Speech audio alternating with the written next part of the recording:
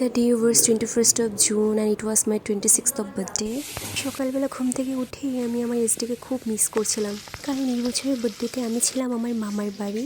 আমার বার্থডেতে ছিল সব আমার পছন্দের আইটেমস। আমি যা যা খেতে বলেছি সেদিন ঠিক তাই হয়েছিল। আমার মামা আর ভাই ওরা সবসময় চায় যেন আমি আমার বার্থডেটা ওদের বাড়িতে কাটাই, তো সব সময় সব ইয়ার্সে তো সেটা হয়ে ওঠে না। তো সত্যি কথা বলতে আমার মামার বাড়িতে আমি সবার খুব আদরের। আমার যতটুকু মনে আছে 2021 মানে আমার 21 বছরের বার্থডে, আমার 24 বছর, অ্যান্ড এই বছরও আমার মামার বাড়িতে আমার বার্থডে সেলিব্রেশন হয়েছে।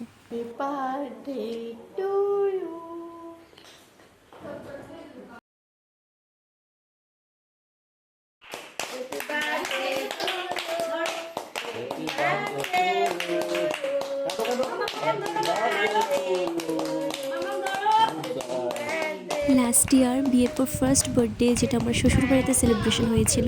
বিয়ের পর ফার্স্ট বার্থডে বলে লাস্ট ইয়ারের বার্থডেটা আমার কাছে সত্যি খুবই স্পেশাল ছিল, যেটা আমি আমার পরিবারের সবার সঙ্গে কাটিয়েছিলাম। নেক্সট যদি কখনো সুযোগ হয় আমি নিশ্চয়ই তোমাদের সঙ্গে ওই দিনটা শেয়ার করতে চাইব।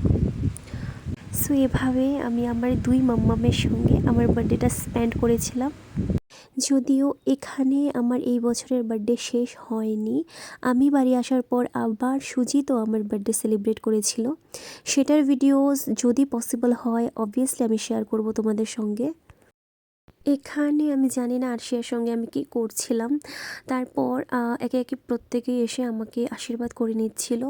প্রথমে মা, তারপর বৌদি ভাই, তারপর আমার ভাই, আর লাস্ট আমার মামা। সবার আশীর্বাদ নেওয়ার পরে দিদুন চলে এসেছিলো আমাকে আশীর্বাদ করার জন্যে, আর এটা আমি কিছুতেই মিস করতে চাই না। আশীর্বাদ পর্ব শেষ হওয়ার পর আমি টেস্ট করছিলাম আমার birthday cake.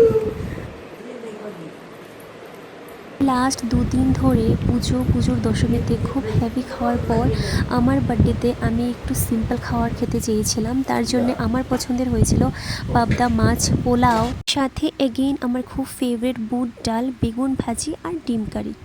So that was it for my 26th years of birthday blog. By.